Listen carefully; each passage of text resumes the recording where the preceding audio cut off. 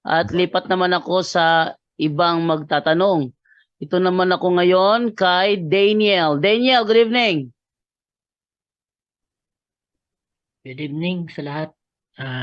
May tatanong lang po ako. Andiyan po ba si Brother Wendell?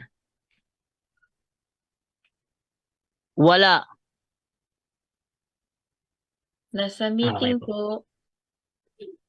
Okay. May tatanong na rin ako. Kung sino lang makakasagot. Kung, ano po ba, demonic attack po ba pagka, kunwari, ang isang paniginip na masama, like, bangungot, gano'n. Masasabi bang demonic attack yun? Or something? Ano yan, bro? Masasabi ba bang may demonic attack yung isang tao kung laging nananaginip ng masama or bangungot, Yes. gano'n? Yes. It's a demonic oppression. Meron ka bang napapansin na may anino nakaupo sa'yo, nakadagan sa'yo? Like, yung mama ko kasi, like, hindi, wala namang gano'n. Pero, meron siyang parang nangangalmot, gano'n. Lagi siyang Oh, almost everyday. yan ay isang hayag na demonic oppression.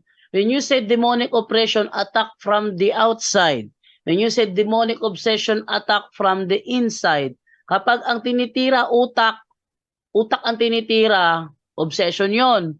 Pag physical ng tatatamaan sa'yo, katawan mo, negosyo mo, pera nyo, oppression yon. Bangungot, oppression yun, bro. Mm. Kailangan po Let's bang go. magsagawa ng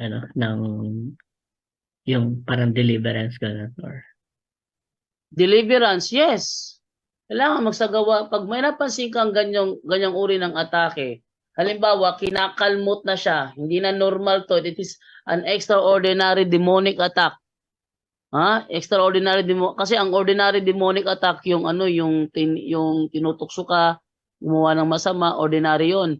Pag mayroon ka ng kalmat, extraordinary na 'yon. Pag extraordinary, deliverance na yung bahay nyo dahil baka infested 'yon.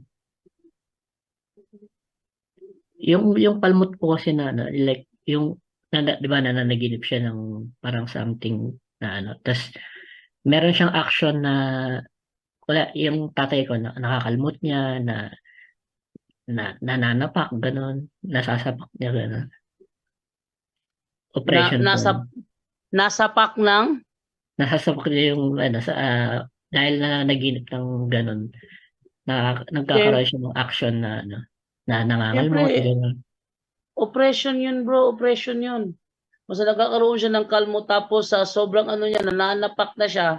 Para pa sinasadya ba na pag tumabi ka rito, sasapakin ka niya, wag mong tabihan para makontrol namin yung sitwasyon. Talagang demonic oppression yung bro. Okay po. Noted po.